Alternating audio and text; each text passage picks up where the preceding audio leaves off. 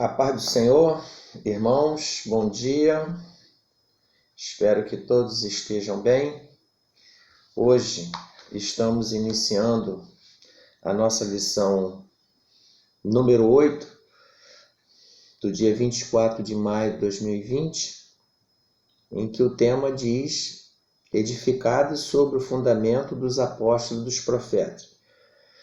Estamos aí diante de uma lição, de um trimestre, onde que estamos trabalhando muito sobre estruturas, sobre orientações fundamentadas. E essa lição de hoje, ela vai nos alicerçar mais ainda, principalmente trazendo informações e orientações dos apóstolos, e dos profetas, sobre a nossa conduta, o nosso comportamento e os nossos objetivos para o reino de Deus. Paulo estava preocupado agora com a estrutura das orientações, da fundamentação, e ele aproveita, não só ele, que foi integrante da formação dos ensinamentos, mas ele faz uma busca, inclusive no passado, trazendo em memória os profetas, que falaram diretamente, vindo da parte de Deus. E os apóstolos, homens humanos dos nossos tempos, ou no tempo de Jesus, que vivenciaram uma fase dessa nova aprendizagem, ou desse novo ensinamento, que tiveram a oportunidade de estar diretamente com Jesus. O nosso texto áureo dessa lição está no capítulo 2 de Efésios, versículo 20, que fala: edificados sobre o fundamento dos apóstolos e dos profetas. É o que eu acabei de falar agora, de que Jesus Cristo é a principal pedra da esquina. Então, só nesse versículo aqui, irmãos, nós temos 3 personagens: os profetas, os apóstolos e Cristo, como a pedra principal. A pedra basilar, ou seja, é a pedra que dá estrutura para os demais extremos da construção. Ou seja, é aquela base firme, aonde ali poderá se edificar esta casa. O Paulo, ele aproveita esses ensinamentos e traz de uma forma bem simples, bem prática, uma maneira fácil de se entender. Porque, por exemplo, quem hoje, na atualidade aí, não tem noção de uma construção? Quem hoje não tem noção do que é uma sapata, do que é uma coluna, do que é uma pedra firme, uma rocha? Então, ele trouxe uma simplicidade de explicação, de comparação, para que nós venhamos entender a importância na simplicidade de servir a Deus e de fazer a sua obra e dar continuidade a esse ensino que tem referências na pessoa de Jesus Cristo. Quero deixar bem claro nessas orientações que não estamos tratando aqui de particularidades regionais, nem de culturas locais, e nem tampouco estamos trabalhando sobre costumes. Nós estamos trabalhando sobre doutrinas bíblicas, ensinamentos bíblicos, aonde se destaca 2 procedimentos básicos que o próprio Jesus falou para os fariseus e definiu. Eu costumo dizer que Jesus desburocratizou o Evangelho. Ele desburocratizou o acesso ao céu. Quando ele questionado, ele respondeu que nós devemos amar a Deus sobre todas as coisas e o nosso próximo como a nós mesmos. Então, nesse momento, ele está querendo deixar claro que amar a Deus, aceitar Jesus, se render para Deus, já é uma grande possibilidade da gente conseguir chegar ao reino de Deus. É verdade que, ao passar dos tempos, muitos julgos pesados, né, impuseram, especularam, ou muitos ainda especulam, para que o homem sirva a Deus. E muitos não conseguiram, se afastaram, porque não tiveram uma sustentação espiritual. Se preocuparam mais com a aparência do que a profundidade do conhecimento de Cristo. Se preocuparam muito com as coisas externas e não se preocuparam em prover ensinamentos, conhecimentos em que tivéssemos ou conseguíssemos suportar as aflições do mundo presente. Mas nessa lição de hoje, ela é simples, ela é bem objetiva, fácil de se entender e você vai ver que vale a pena servir a Deus, mesmo com nossas dificuldades, mesmo com nossas limitações. O Senhor, Ele pode nos fortalecer. Algumas doutrinas básicas que estão fundamentadas, que é o batismo com o Espírito Santo, é o crer no Senhor Jesus Cristo para ser salvo, são ensinamentos, são estruturas fundamentadas que, independente da região, independente de onde estivermos no mundo, por onde esse evangelho chegar, só o fato de você aceitar Jesus como Salvador, crer na sua palavra, for batizado nas águas, esse, claro, aqueles que tiverem possibilidade, aqueles que estão nos últimos dias da sua vida ou numa morte repentina, mas aceitou Jesus, se rendeu a Ele, você pode ter certeza que nesse caso o batismo nas águas não será o problema, não será um impedimento para você ser salvo. A nossa leitura diária dessa semana está em Efésios, capítulo 2, 13, 19, que diz que Cristo formou um novo povo, a igreja, por meio do sacrifício vicário. Nós temos também em Reis 8, 27, o poder de Deus não está restrito a qualquer construção humana. Ainda bem, né, irmãos? Não por obras que seremos salvos. Ainda bem, porque senão muitos iriam achar que pelo fato de ter edificado grandes templos, de ter muito tempo servindo a Deus, ou de ter um prestígio muito grande na comunidade cristã, seria o bastante para ser salvo. Não. Tempo de igreja não lhe dá essa possibilidade, esse direito de achar que já é salvo. Temos também Atos 7, 48, Deus não habita em templo feito por mãos humanas. Claro que aqui esse versículo temos que ter um pouco de compreensão. Quando diz que Deus não habita, aqui o versículo não está desconsiderando a sua igreja local, aquela igreja física, onde você aprende a palavra de Deus através dos ensinos pastorais.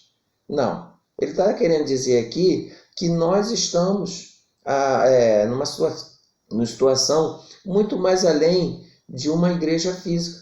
Como, por exemplo, nessa atualidade mesmo que nós estamos vivendo dessa pandemia. Você imagina se dependêssemos só da igreja que é construída por nós, física, aquela de 4 paredes. Você imagina se nós estivéssemos agora que para servir a Deus ter que estar lá numa situação dessa de contaminação, de pandemia do coronavírus?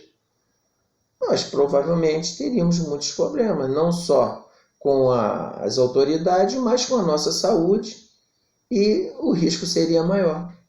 Mas graças a Deus, nós temos tido várias oportunidades de adorar a Deus através dos cultos, das lives, que os nossos pastores têm feito. Inclusive, quero aqui agradecer a Deus, pela vida do nosso pastor Samuel, pastor Jorge, pastor Zé, por esses homens e mulheres também que integram, que fazem esse tipo de trabalho de forma que não é o adequado, porque o bom é estarmos juntos. mas no momento é o melhor que se pode fazer. Como, por exemplo, quem quiser assistir o culto de doutrina na terça-feira, é só acessar a live dos ensinos doutrinários, que os pastores sempre estão lá ensinando. Na quinta-feira, quem quiser assistir um culto de adoração a Deus, os pastores estão lá, juntamente com outros irmãos. Quem quiser assistir o culto público aos domingos, também os pastores com outros irmãos e irmãs estão lá, com um número bem reduzido, né? Estão lá fazendo esse culto de adoração. Esse exemplo mesmo que eu estou fazendo aqui, ó, eu estou fazendo essa gravação, estou tentando manter a escola dominical virtual, né? Para que você não perca o horizonte e os princípios desses ensinamentos. Então, Deus não habita em templo feito por mãos humanas é uma forma de explicar que nós não dependemos apenas desses templos físicos, mas o nosso corpo é o templo do Espírito Santo. Ok, irmãos? Temos também, em Atos 1, 21, 22, os apóstolos são testemunhas oculares, né, do ministério, morte e ressurreição de Cristo. Isaías 53, Deus revelou aos profetas promessas messiânicas. E em João 14, 23, Cristo, a pedra angular da igreja, vive no interior de cada crente. Louvado seja Deus por isso, né?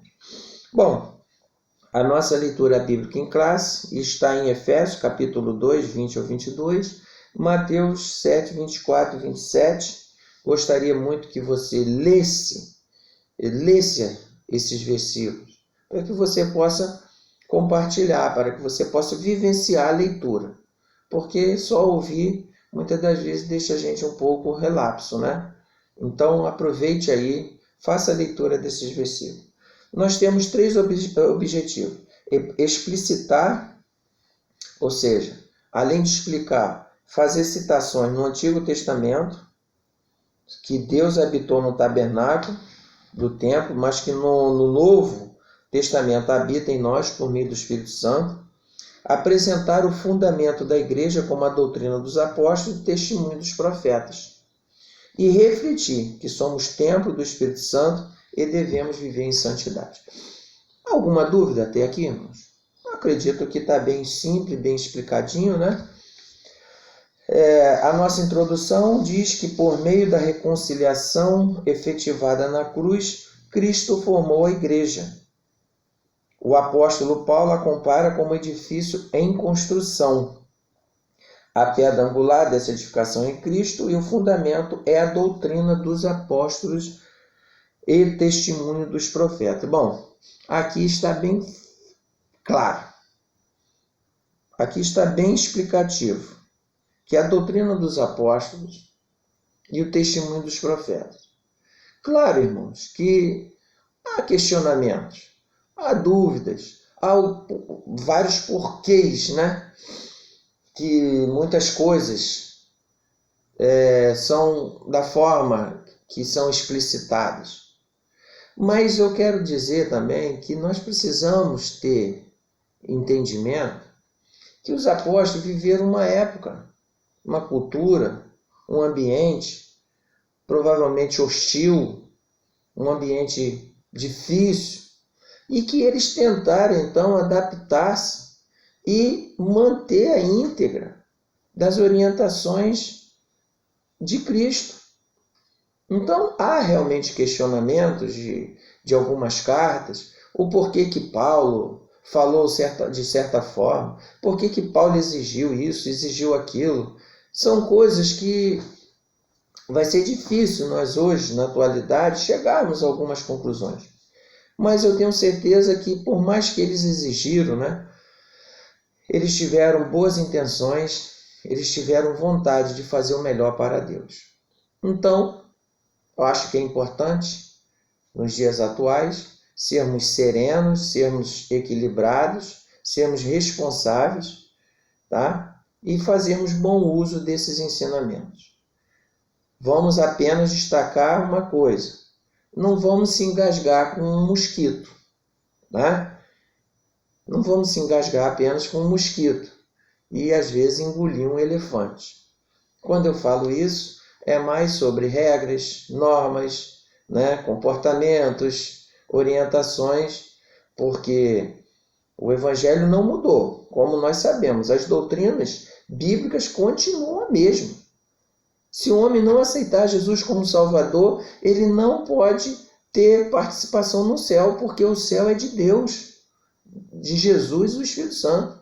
Então, para aqueles que querem herdar a vida eterna, que foi apresentada por Deus através dos profetas, dos apóstolos, as condições são essas em qualquer lugar do mundo. Tem que aceitar, se render a Jesus. Tem que se batizar nas águas. Tem que participar da Santa Ceia do Senhor, independente da forma que ela é aplicada. Então, isso são doutrinas que atemporais. Elas vão atravessar todos os tempos.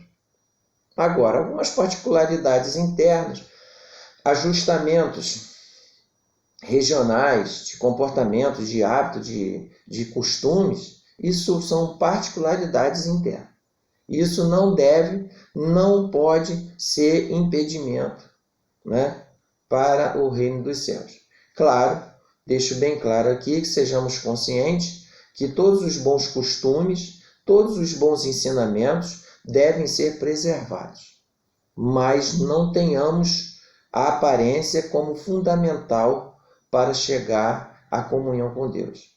Porque às vezes estamos bem aparentemente, mas por dentro somos um sepulcro, né? Um sepulcro. Então não é essa a intenção que Paulo orienta os discípulos e os irmãos de Éfeso e de todas as demais igrejas que estavam ali na Ásia. Bom, ele fala sobre edifício, né? Aí ele reporta um pouco, o comentarista, sobre o santuário judeu, que era um templo em Jerusalém, que era símbolo exclusivo do povo de Israel. Os estrangeiros, né, eram proibidos de entrar ali, os gentios. Então, houve vários conflitos sobre templo, sobre edificação. Aí Paulo aproveitou, né, essa situação e fez comparações e trouxe assim um linguajar fácil, simples e bem objetivo sobre a explicação. O santuário cristão, os que pertencem a Cristo, são comparados a um edifício, né, onde Deus habita em espírito. O ensino apostólico lembra Salomão, quando ele se reconheceu que o templo em Jerusalém não poderia conter a Deus. Graças a Deus por isso, né? Volta a falar aqui sobre o templo físico, sobre a igreja local. A igreja local não conseguiria conter também, comportar o povo de Deus. Quantos milhares em todo esse planeta estão servindo a Deus? Por isso que esse é um dos motivos de nós defendermos que a igreja, o templo do Espírito Santo, somos nós. Aonde você estiver, você é a igreja do Senhor. A pedra angular, se fala aqui da pedra da base principal, que é Cristo, né? A pedra principal, a identificação de Cristo como a pedra angular, remonta à profecia messiânica, em que a pedra rejeitada tornou-se cabeça de esquina. Ele mesmo afirmou ser a cabeça da esquina. Portanto, a pedra angular deste novo santuário é o próprio Cristo. No Sermão do Monte aprendemos que o homem prudente edifica a sua casa sobre a rocha. Então, entende-se que pelos princípios que nós temos, estamos bem alicerçados, né? Através da palavra de Cristo, fundamentados na palavra de Deus e na pessoa de Deus, Pai e Espírito Santo. O segundo objetivo fala dos apóstolos e profetas. Então aqui você vê que há duas classes de pessoas. Os profetas, né, que viveram uma época, e os apóstolos que viveram em outra época. Mas ambos tiveram as escrituras como fundamento. O conceito de apóstolo, aí vem aqui que é usado para enviado ou mensageiro. Qual era a doutrina dos apóstolos? Que já é uma doutrina mais próxima a nós.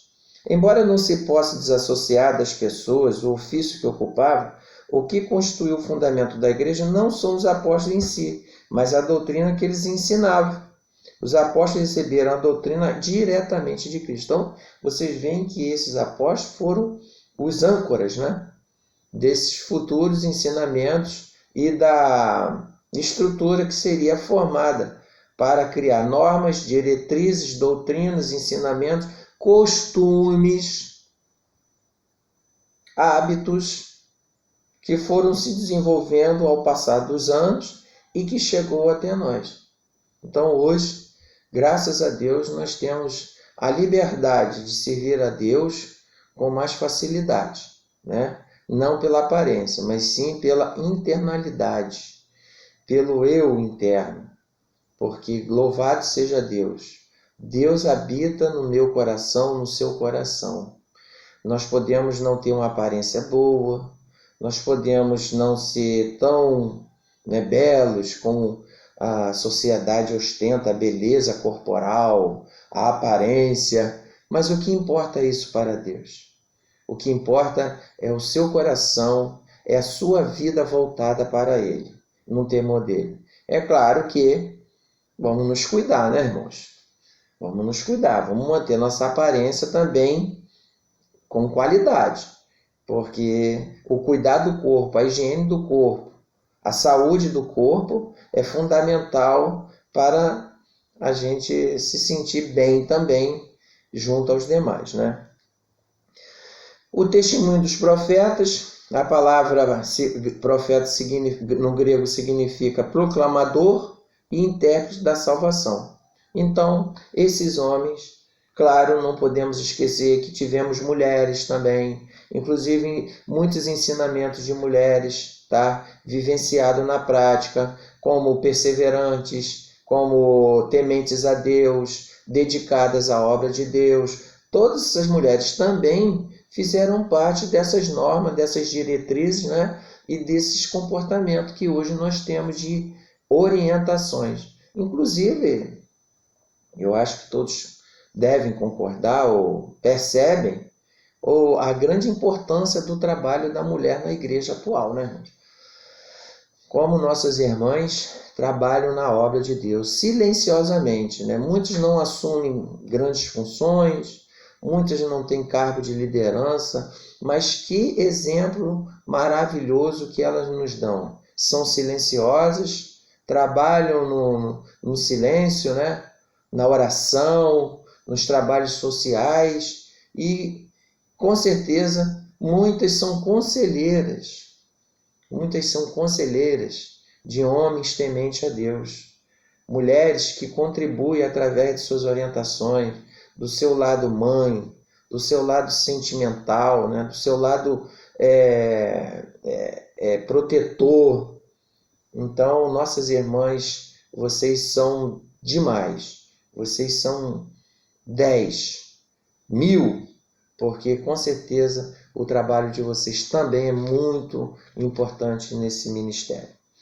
Eu mesmo posso dizer, tenho ótimas pessoas, mulheres do sexo feminino, que muito me ajuda, que muito me orienta, e eu tenho prazer em ouvi-las. Tenho como destacar minha esposa, né, pessoa amiga, companheira, que muitas das vezes me ajuda a evitar grandes decisões erradas ou problemas maiores pela sua participação através do silêncio, né? Trabalha nos bastidores. Assim como outras irmãs também, que muitas das vezes já procurei para pedir conselho, para pedir orientação. Então, parabéns aí pelo trabalho feminino na obra de Deus. Edificados para a morada de Deus, né? Edifício bem ajustado. A expressão todo edifício bem ajustado cresce indica um processo contínuo de desenvolvimento dos crentes, assim como todas as partes do edifício precisam ser harmônicas. Aí lá em Colossenses capítulo 2, 1 Coríntios 1, 10, fala melhor sobre isso. O crescimento da igreja também depende de tudo ser bem ajustado a Cristo. Fato. Nem se comenta. Quem pensa em prosperar, em fazer a obra de Deus desenvolver, sem a presença de Jesus e sem a permissão de Deus, não vai ter sucesso. Até porque para os adeptos que perceberem que está fugindo, que esse idealista, que esse líder está fora dos fundamentos da palavra, com certeza ele não terá uma membresia que o apoie, porque a palavra de Deus, ela é acessível. Então, quem lê sabe interpretar e não vai apoiar homens ou mulheres aí que não estão tendo nenhum compromisso com a verdadeira palavra de Deus. Templo santo no Senhor. A palavra aqui usada para templo é vocábulo nou, que significa recinto interior. Então, irmãos, o nosso corpo, o nosso templo, o nosso coração, né? O nosso cérebro, nossa cabeça, a nossa mente deve ser voltada para a mente de Cristo. Morada do Altíssimo, outro compromisso, outra responsabilidade que nós temos aqui. No Antigo Testamento, a expressão morada de Deus fazia alusão ao tabernáculo e depois ao templo israelita. Indicava lugar de habitação permanente de comunhão íntima. Como já vimos, o crente tornou-se templo santo no Senhor. Isso indica que Deus habita em nós por meio do Espírito Santo. Amém, irmãos? Você pode dar glória a Deus por isso? Você, irmão, nós somos templo do Espírito Santo. Talvez você não tenha noção da importância. Também não tem noção da responsabilidade que temos. Mas, pela misericórdia de Deus, Ele vai nos dando essa oportunidade, né? De termos o Espírito Santo em nossas vidas e habitar em nossos corações. Mesmo com todas as nossas falhas, que não são muitas, mas a graça de Deus tem nos alcançado. Bom, isso indica que Deus habita em nós por meio do seu Espírito, e que tal afirmação confirma o ensino apostólico de que Deus não habita em templos feitos por homens. Ele reside individualmente dentro de cada cristão, bem como no corpo inteiro de crentes, a igreja formada por judeus e gentios. Então, nesse momento, nós estamos fechando as orientações lá em João, capítulo 14, 23, e 1 Coríntios 3,16, agora com uma igreja unificada. Uma igreja que agora não é judaica, não é gentílica. Uma igreja que não é apostólica de Paulo, mas uma igreja agora com os servos do Senhor Jesus Cristo. Eu não sei, sinceramente, qual era o nome local dessas igrejas, né? Assim como hoje nós temos igreja com variações de nomes. Mas, independente do nome local, do título, do emblema local, nós somos a igreja do Senhor Jesus. Então, meus amados irmãos, esse fundamento que é Jesus, e através dos apóstolos, dos profetas, chegou até nós. Então, vamos desfrutar desses ensinamentos, vamos procurar andar na obediência da palavra de Deus, vamos examinar as Escrituras, né? Porque nela nós temos a vida eterna. E para finalizar aqui a nossa conclusão, a comparação da igreja como edifício em construção indica que estamos em processo de aperfeiçoamento até que todos cheguemos à unidade da fé. A pedra angular, que é o próprio Cristo, não pode ser substituída. A doutrina dos apóstolos, testemunhos dos profetas, não podem ser revogados. Então, essa igreja está sempre sendo renovada. Essa igreja está sendo sempre transformada através do poder de Deus. Atravessou-se anos e anos, épocas e épocas, culturas e culturas, mas independente dos comportamentos locais, né? Das culturas regionais, independente disso, o Senhor Jesus continua o mesmo. E é Ele que salva, cura e liberta o homem do pecado. Então, que Deus nos abençoe e que você possa aí aproveitar desses ensinos e viver na presença de Deus. Um abraço a todos e até a próxima semana.